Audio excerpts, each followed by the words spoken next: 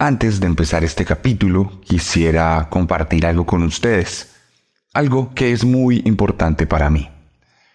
Como bien saben, serialmente en gran parte existe por cuenta de mi sueño de ser escritor.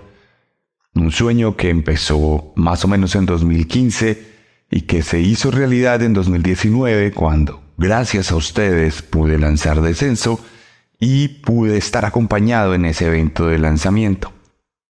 Ese sueño ha venido avanzando a lo largo de los años y me ha permitido recorrer un camino que, en cuanto a literatura se trata, es distinto a lo que suele pasar con los escritores. Digamos que mi camino ha sido paralelo.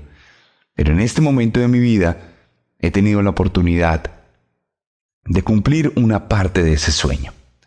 Y es que voy a estar en la Feria del Libro de Bogotá de 2023. La Feria del Libro de Bogotá es una de las ferias del libro más grandes del mundo entero. Y en este caso, desde el 18 de abril hasta el 2 de mayo en Corferias, en Bogotá, vamos a estar, como la marca Serialmente. Allí van a encontrar mis libros, mis cómics, y vamos a tener para ustedes un stand de True Crime, donde van a encontrar libros de True Crime, cómics de True Crime, merch de True Crime.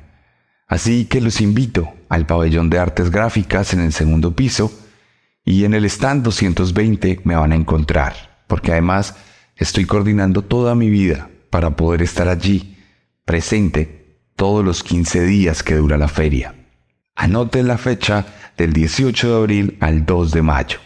Ahí voy a estar presente, voy a estar todo el tiempo en el stand y además he sido invitado por otros autores a moderar y presentar sus libros. Yo tengo un libro en el tintero, probablemente lo lance el próximo año. Estoy también detrás de una oportunidad con una gran editorial, así que por eso no he publicado nada por ahora. Pero voy a tener para usted los libros, voy a tener para usted otras posibilidades. Así que, bueno, le agradezco de antemano que haya escuchado esos 3 minutos antes de que empiece el capítulo.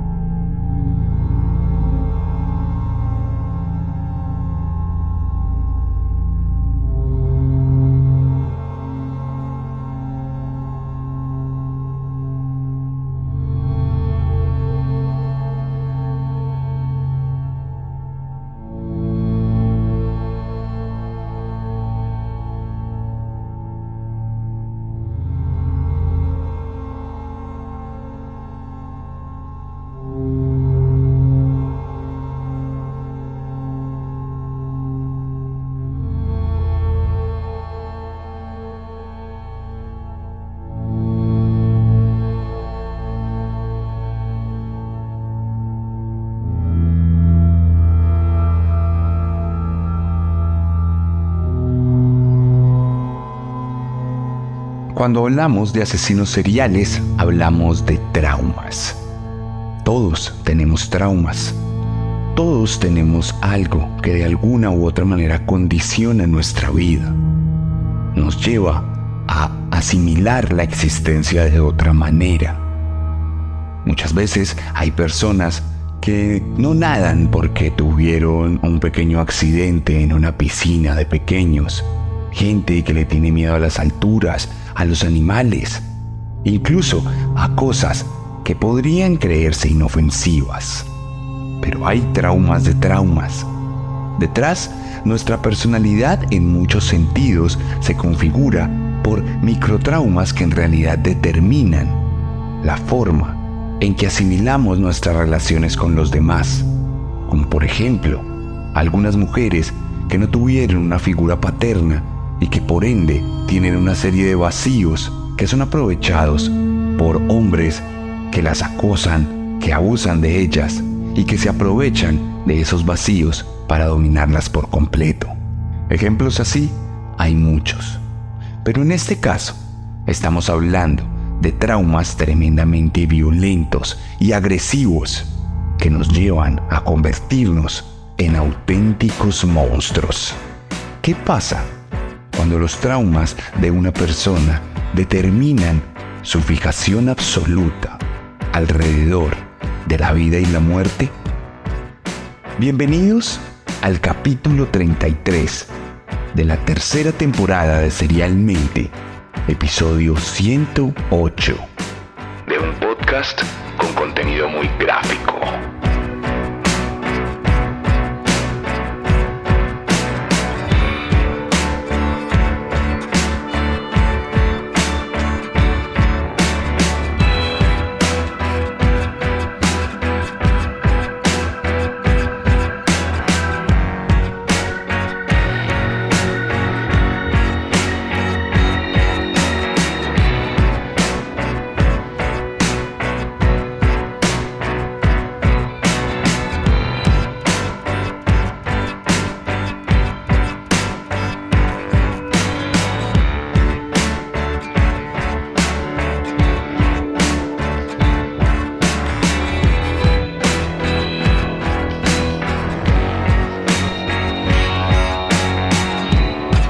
Y hoy, evidentemente, les voy a hablar de una persona muy traumada.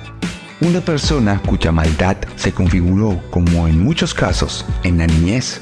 Hablamos de los asesinos que nacen o se hacen, y este evidentemente es el caso de un asesino que fue hecho durante su primera infancia y que luego fue allanando el camino para convertirse en un matón implacable, que se convertiría además en un ícono cultural. Hoy les voy a contar la historia de un hombre que quiso ser famoso y que indirectamente lo logró. Hoy les voy a contar la historia de un monstruo que hizo daño absoluto en la comunidad estudiantil de Luisiana, en Estados Unidos. Hoy les voy a contar la historia de Danny Rolling, el destripador de Gainesville.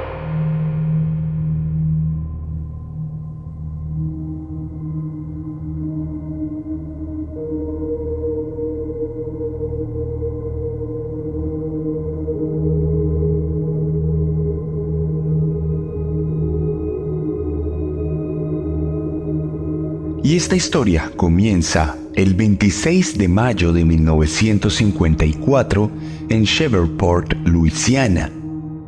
Allí, Danny Rolling nació en el seno de una familia completamente disfuncional y violenta. Hijo de un policía, ya podemos imaginar qué clase de violencia se vivía en su hogar. Su padre, llamado James Rolling, quien nació el 20 de octubre de 1931, era el esposo de Claudia Beatrice Rolling, quien nació el 30 de septiembre de 1932.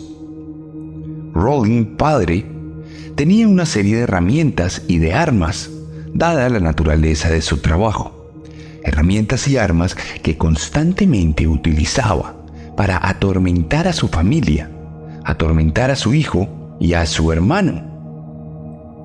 Incluso desde que Danny tuvo uso de razón, vivió el primer trauma cuando su padre le dijo y le confesó que en efecto no lo había deseado, que no era un niño producto del amor, sino que en realidad era el producto de una auténtica violación, pues el padre se había aprovechado de la madre un día en el que además decidió abusar del hijo mayor del hogar, Kevin, por lo que desde el mismo momento en que fue engendrado, Danny era el hijo del odio, el hijo de la violencia, y sería la violencia la que determinaría el resto de su vida, en distintas medidas, primero como víctima y luego como victimario.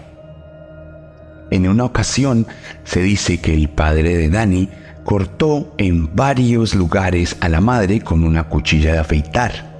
Ella tuvo que ir al hospital para no morir desangrada y aún así, aunque intentó dejar a su pareja, nunca fue capaz de hacerlo.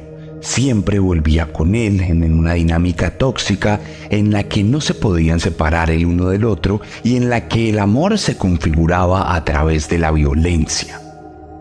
Dani siempre fue testigo de esto y empezó a ver a su madre como una persona subyugada y dominada. Y entonces, de alguna forma misteriosa, pero sobre todo de alguna forma repulsiva, empezó a entender que había personas que debían ser dominadas. Empezó a entender que él podía dominar.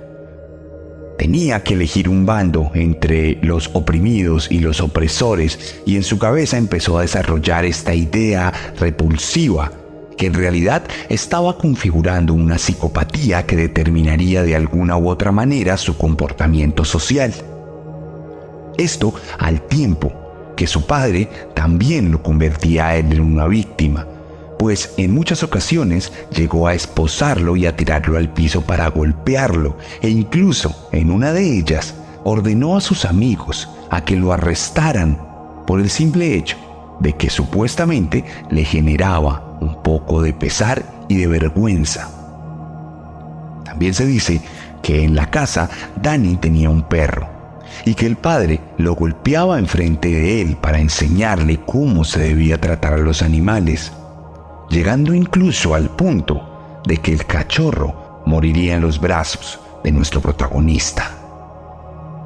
Todo esto ocurrió cuando Dani era apenas un niño, por lo que cuando tuvo ese paso tan fuerte y tan determinante como lo es dejar de ser niño para ser adolescente, nuestro protagonista naturalmente optó por la violencia y, cansado de ser una víctima, cansado de tener miedo, empezó a mirar la vida de una forma mucho más violenta, en la que él sería ahora el victimario, pues no volvería a ocupar el lugar del débil y del oprimido. El padre, sin lugar a dudas, fue fundamental en la construcción del psicópata.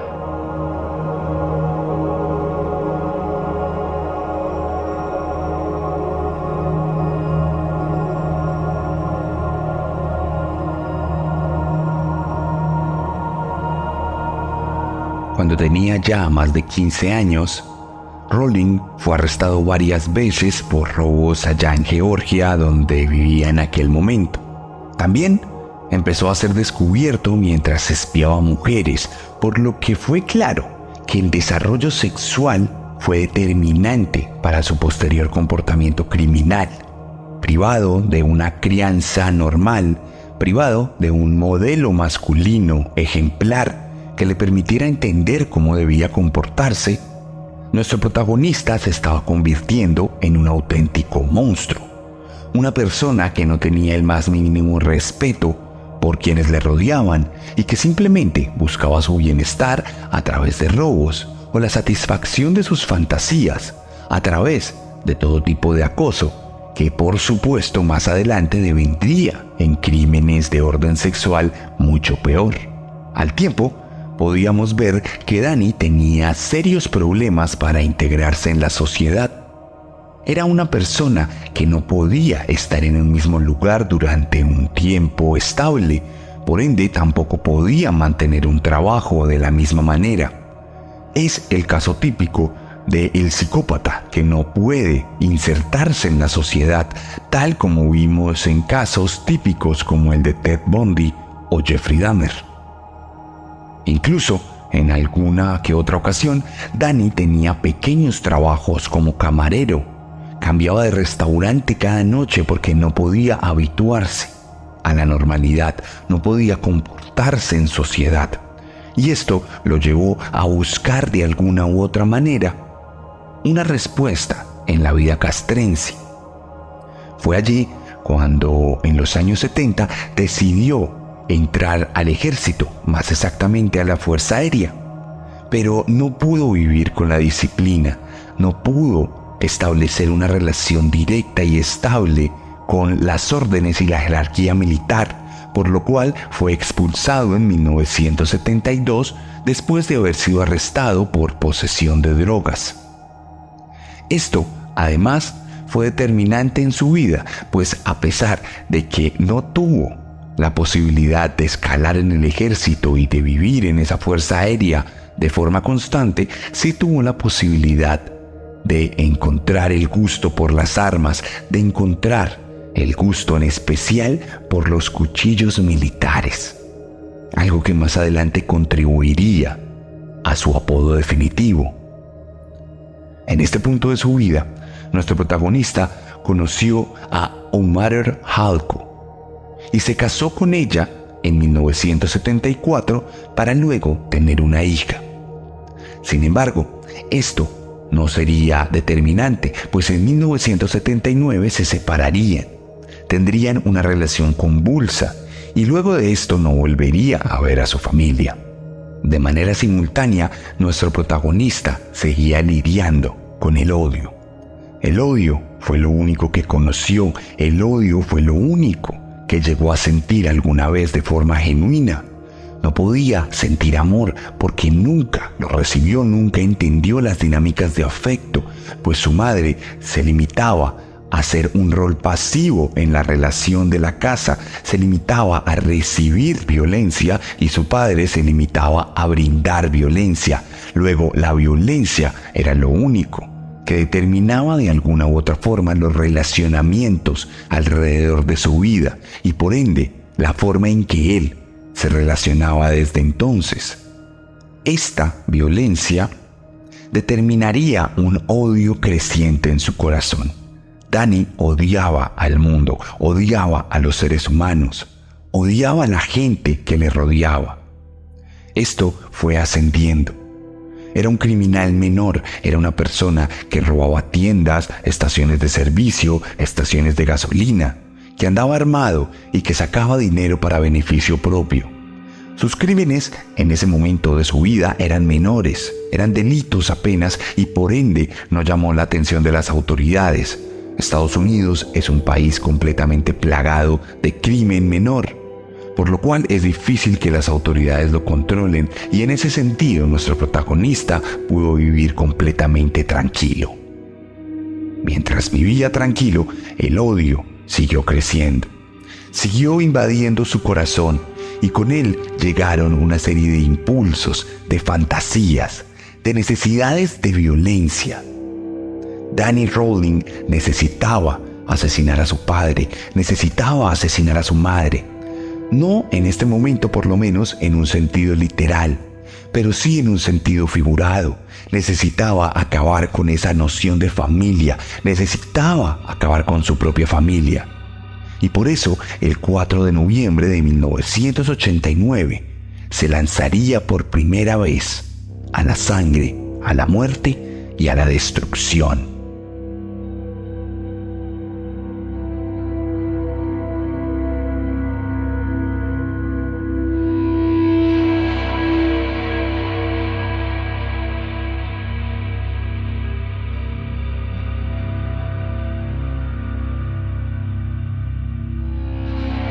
En Shreveport, la familia Grimson debatía tranquilamente. El padre, William, de 55 años, su hija, Julie, de 24 años, y su nieto, Sean, de 8 años, hablaban sobre un programa de televisión que habían visto la noche anterior. Estaban muy tranquilos, cuando de repente un hombre misterioso entró por la fuerza a la casa. Ellos no se percataron y cuando escucharon un ruido ya era demasiado tarde, pues Danny Rawlings estaba ya adentro armado con un cuchillo militar. Ellos, desarmados, víctimas, subyugados, o su madre, accedieron a lo que él les pidió. Mientras blandía el gran cuchillo, les ordenó ponerse de rodillas y a todos los amarró con cinta. Pensando que se trataba de un robo, trataron de mantener la calma, pero en realidad, Danny estaba dispuesto a cometer su primer asesinato, por lo menos el primero que sepamos. Tomó el cuchillo y en repetidas ocasiones apuñaló al padre. Luego pasó a la hija y lo hizo mientras el niño gritaba a través de la mordaza. Y luego acabó con la vida del infante sin ninguna piedad. A todos los acuchilló en repetidas ocasiones, pero no contento con ello, optó por acabar nuevamente con su dignidad y con su vida, destruyendo sus cadáveres, abriéndolos de par en par, como si se tratara de ganado. Luego incluso limpió los cuerpos, utilizó vinagre y los dispuso de una forma teatral. Acto seguido, el hombre disfrutó de lo que había logrado.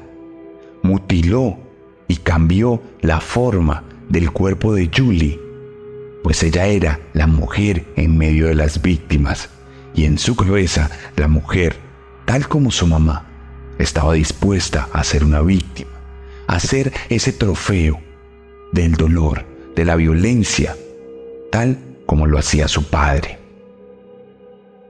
A pesar de que se había tratado de un crimen brutal que llegó a los periódicos locales y que llamó la atención de las autoridades, lo cierto es que no hubo ni siquiera un sospechoso.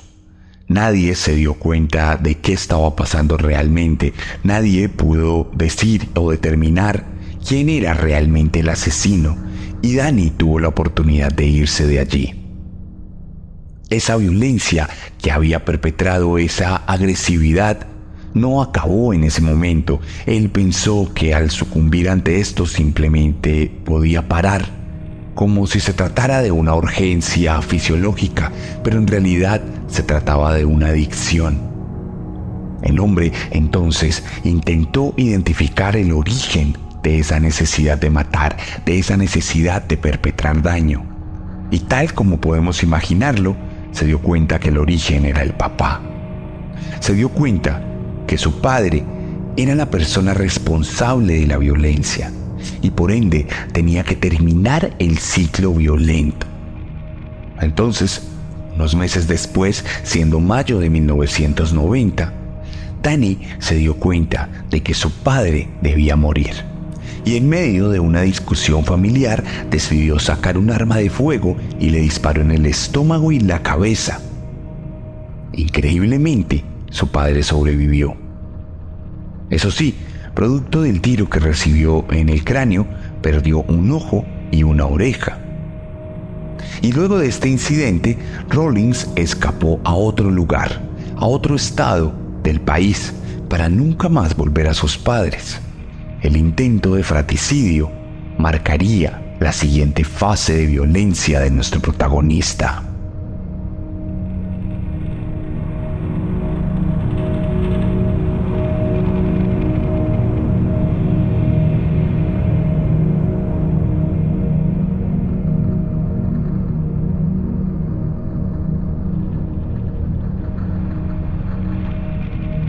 En ese punto de su vida y lejos de su casa materna, lejos de donde se había casado, nuestro protagonista se convirtió en una especie de vagabundo. Pasaba sus días robando de forma aleatoria. Incluso en algún momento llegó a intentar robar un banco. Simplemente se dedicaba a hacer daño. Buscaba dinero de la forma más directa y simple posible, pagaba alguna habitación y seguía repitiendo el ciclo de crimen desorganizado. Esto hasta que el 24 de agosto de 1990, Rawlings decidiría que tanto odio, tanta convulsión en su alma, simplemente obedecía a un deseo de violencia. La frustración por no haber podido asesinar a su padre probablemente se transformó en un impulso y en un deseo oscuro de seguir asesinando. Tal vez en este caso se dio cuenta de que el victimario era invencible y por ende debía resignificar a la víctima de la niñez, su madre. Por eso se dice que empezó a buscar mujeres parecidas a mamá, jovencitas universitarias en las inmediaciones de Gainesville, mujeres que simplemente vivían el día a día y que de repente se convirtieron en el objetivo de nuestro protagonista. cuando el día mencionado irrumpiera en un apartamento en el que vivían Sonja Larsson y Christina Powell, que apenas tenían 17 años y que se encontraban durmiendo en la planta de abajo.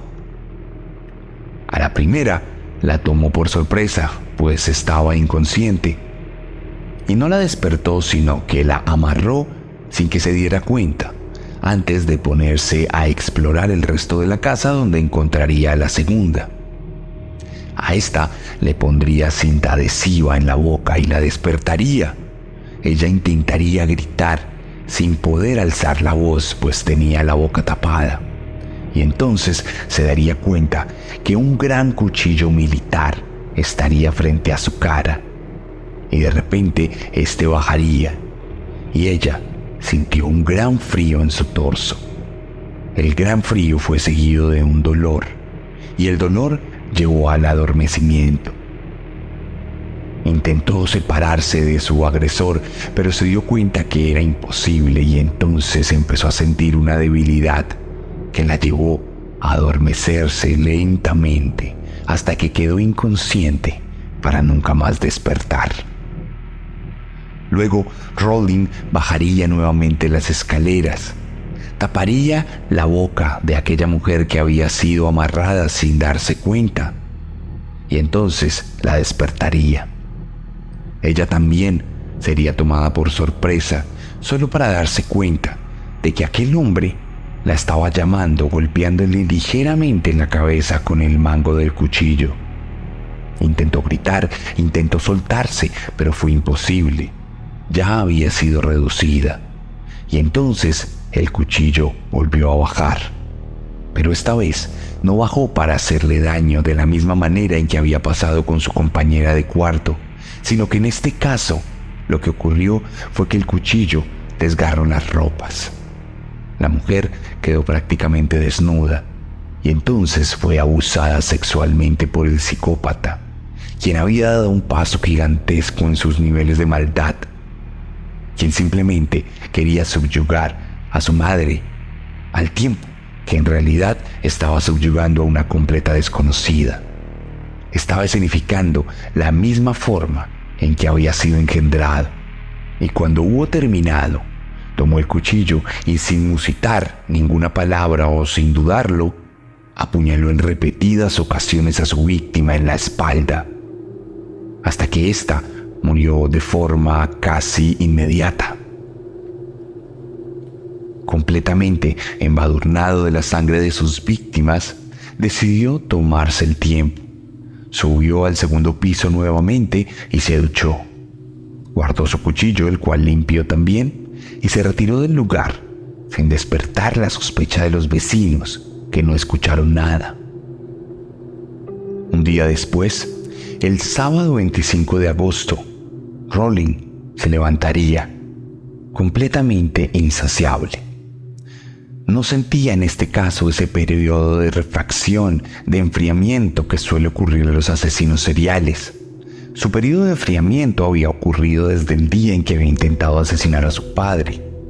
Pero en realidad se estaba calentando, se estaba gestando una suerte de calor interno, implacable, que quemaba todo a su paso. Entonces, muy temprano en la mañana, el hombre decidió ir a otro apartamento que ya había identificado, pues allí vivía otra jovencita que curiosamente se parecía físicamente a su mamá. Krista Hoyt, de 18 años, quien justo en ese momento no estaba en el hogar. El hombre entonces tomó un destornillador y abrió lentamente la puerta corrediza de la sala.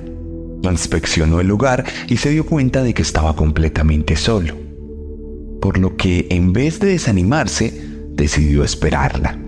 Se sentó en el sofá y, siendo las 11 de la mañana, vio cómo su siguiente víctima entraba en el apartamento.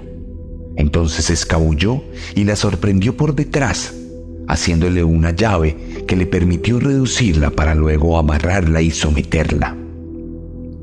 Sacó cinta adhesiva de su kit de asesinato que ya había creado y le amordazó la boca, le amarró las muñecas y le amarró los pies, para poderla llevar a su habitación, donde repitió el mismo proceso que con su última víctima, rasgando su ropa y abusando sexualmente de ella. Luego, de la misma manera que lo hizo con la última víctima, le pidió que se reclinara boca abajo y allí la apuñaló en repetidas ocasiones por la espalda, desangrándola. Sin embargo, en este caso, fue un poco más allá, y cuando ya había muerto, la volteó y le abrió el abdomen desde la pelvis hasta la garganta, destripándola y ganándose entonces su apodo por el cual lo conocemos hoy en día, el Destripador de Gainesville. Era claro que el componente sexual se había desviado a una parafilia. Estamos hablando de un hombre tremendamente traumado, un hombre que necesitaba manifestar el odio a través de la violencia y que estaba deshumanizando a sus víctimas al punto que después de cometer este asesinato, el hombre volvería al lugar después de haberse ido pensando que había dejado su billetera, cual estaba preocupado de haber dejado una prueba.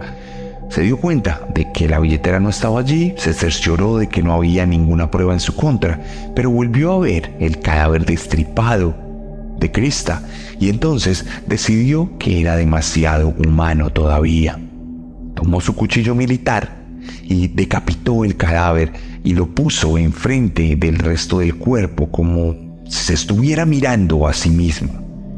Y eso, sin lugar a dudas, desató lo peor de la prensa sensacionalista, desató lo peor de las autoridades y un nivel gigantesco de especulación se comenzó a erigir sobre la vida de este hombre que quería ser famoso a través de la violencia.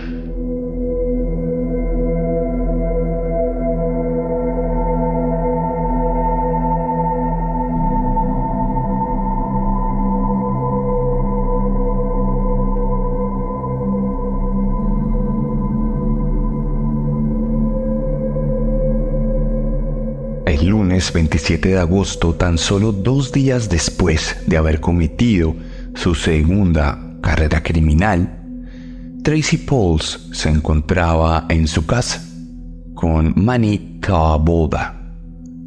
Este sería el único hombre que sería víctima de nuestro protagonista, y en este caso sería en realidad por un tema circunstancial, pues Rowling iba en realidad por Tracy. Simplemente tuvo que matar al hombre para librarse de él y poder ir tras ella. Entró a esta casa con el mismo destornillador, abriendo la puerta, moviéndose sigilosamente, acabando a cuchilladas con el hombre, y luego yendo por la mujer que, al haber escuchado la manera en que había un forcejeo, había bajado por el pasillo y se había encontrado con su compañero completamente apuñalado. Entonces empezó una persecución dentro de casa. Entre habitación y habitación la mujer intentaba escapar, mientras que el hombre rompía todas las puertas con su cuchillo y se convertía en una bestia implacable que no podía ser detenida de ninguna manera. Fue entonces cuando logró alcanzarla, y de la misma manera en que ocurrió con las otras mujeres, la amordazó, le amarró las muñecas, le rasgó la ropa, abusó de ella y luego le pidió que se reclinara para apuñalarla por la espalda, esta vez en 3 ocasiones. Sin embargo, en este caso, y como si se tratara de el descanso definitivo de esa vertiginosa vorágine de violencia, el hombre no reacomodó a su víctima y la dejó tirada allí, lo cual demuestra que de alguna u otra manera había bajado la efervescencia y el odio recalcitrante con el que había actuado en los días anteriores, si se quiere explicar de alguna manera frívola. La policía, guiada mientras tanto por la prensa sensacionalista, empezó a emitir la orden de varios sospechosos. Uno de ellos, un enfermo mental que había sufrido un accidente y que había tenido muchas heridas en su cara, por lo que tenía un aspecto bastante tétrico. Aspecto que fue suficiente para determinar que por ser un estudiante de los alrededores y tener esa cara tan destruida, era un monstruo que probablemente era un asesino. Algo completamente equivocado, pues la policía en realidad nunca dio con la autoridad real de quien había cometido los crímenes hasta que una pareja de investigadores allá en Shreveport, donde había muerto la familia Grimson, conectó los casos por tratarse del mismo modus operandi, pero sobre todo la misma firma implacable del destripador de Gainesville. Entonces, la pareja se dio cuenta y se acordó que había convivido con un hombre que en algunas ocasiones había hablado de acuchillar personas, de destriparlas, como una conversación normal de día a día. Llamaron públicamente a la policía y dieron ese nombre: Danny Rolling. Ten cuidado con Danny Rolling. Entonces, la policía intentó buscar a Danny. Ya era un sospechoso directo y se contentaron con ver dónde estaba. Pusieron su nombre en los archivos y se dieron cuenta que para aquel entonces ya estaba capturado. La vertiginosa carrera de muerte de Danny no había terminado por sus asesinatos, sino que en realidad había sido capturado por un robo simple. El 7 de septiembre de 1990, el hombre había intentado robar un supermercado en Ocala. Habían pasado 10 días desde el último asesinato, por lo cual la policía no había hecho la conexión de ninguna manera. Había intentado mirar si tenían algo que ver. De hecho, cuando fue capturado con el cuchillo, fue capturado con la cinta que utilizaba para amordazar a sus víctimas y fue capturado con el destornillador. Pero la policía creía que se trataba simplemente de un ladrón vulgar. Y por eso no revisó de ninguna manera el material probatorio y lo guardó en un casillero, enviando a prisión, por lo menos durante un poco tiempo, a nuestro protagonista por cuenta del delito de robo a mano armada. Pero cuando el nombre se cotejó y las autoridades se dieron cuenta que tenían enfrente a un posible homicida, entonces empezaría el verdadero camino de juicio y de castigo de Danny Rolling.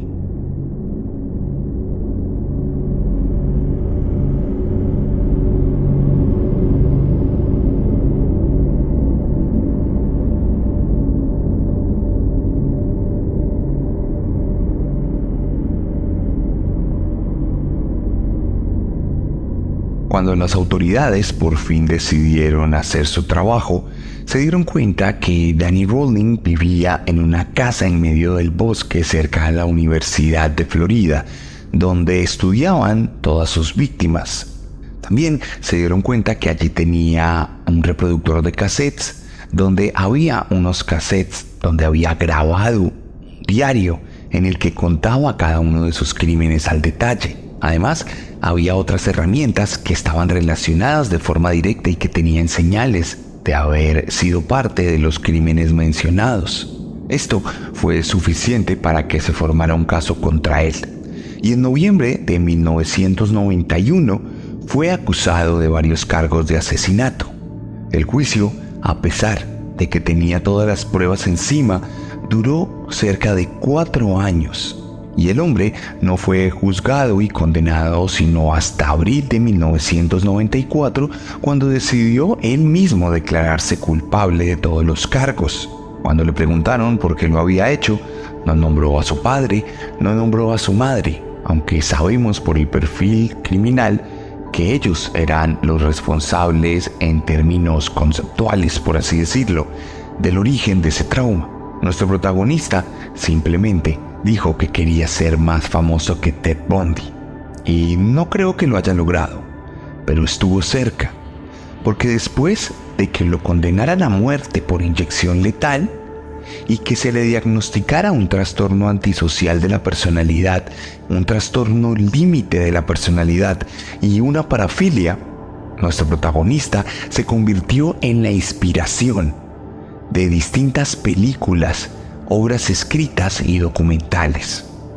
La más famosa de ellas, y por eso creo que en cierto sentido logró su cometido, es la famosa película Scream. aquel slasher de 1996 en el que un grupo de universitarios están siendo asesinados por un misterioso homicida que viste de negro con una máscara, con la boca abierta. El homicida, de la misma forma en que lo hacía Danny Rowling, entra a las habitaciones, a las casas de los estudiantes. Lo hace de forma sigilosa, en algunas ocasiones incluso usando utensilios como el destornillador. Los persigue y los acaba y los destripa con un cuchillo dentado de corte militar. Asimismo, también inspiró al asesino Ghostface del videojuego Dead by Daylight, en el cual los protagonistas pueden encarnar al asesino o pueden escapar del asesino, que tiene el mismo tipo de modus operandi que el Destripador de Gainesville. Esta película creo que no tengo que recomendarla de ninguna manera, todos han visto Scream y si no la han visto hay que verla porque independientemente de su calidad es un clásico del terror slasher. Por otro lado, hay otras obras que puedo recomendarles como The Making of a Serial Killer, que nos muestra la verdadera historia de estos asesinatos en Gainesville, o también algunos libros como Beyond Murder o Foul Blood. Asimismo, un largometraje independiente que se llamó The Gainesville Reaper, el destripador de Gainesville, y que cuenta la historia, por supuesto, desde un abordaje típico del cine de categoría B. Por otro lado, también hay canciones, las cuales les voy a dejar en mi Instagram, y uno que otro episodio de series norteamericanas, como Motives and Murders y otras más, que pueden consultar en las historias que les voy a dejar. Mientras tanto, y mientras varias de estas obras eran producidas en el mundo occidental, convirtiendo indirectamente la figura de Danny en un icono cultural, nuestro protagonista encontraría su ejecución final. El 25 de octubre de 2006, luego de que se negara a cualquier tipo de declaración pública y habiéndose limitado a dejar una confesión y unas disculpas por escrito al reverendo que fue el guía espiritual de nuestro protagonista, Danny se comió una cola de langosta, cantó un himno de música gospel, que es una música espiritual evangélica, y se acostó en la camilla, abrió los brazos y recibió los líquidos propios de la inyección letal, muriendo a las 6:13 de la tarde.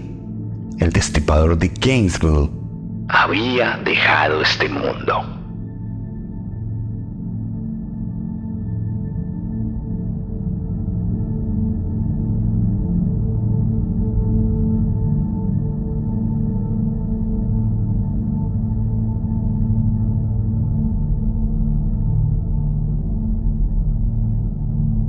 Como podemos ver, esta es una historia típica de un asesino serial. Un hombre invadido por el odio, con una crianza completamente caótica, con una falta de habilidades sociales que le impidió ser parte de las comunidades, y con una historia típica de odio, violencia y una firma que nos resulta completamente repugnante. Hoy en día, Rowling es de alguna u otra manera un ícono en el mundo del crimen y por eso fue uno de los más votados. Esperemos que su historia nunca se repita, aunque en realidad sabemos que probablemente está ocurriendo en este momento.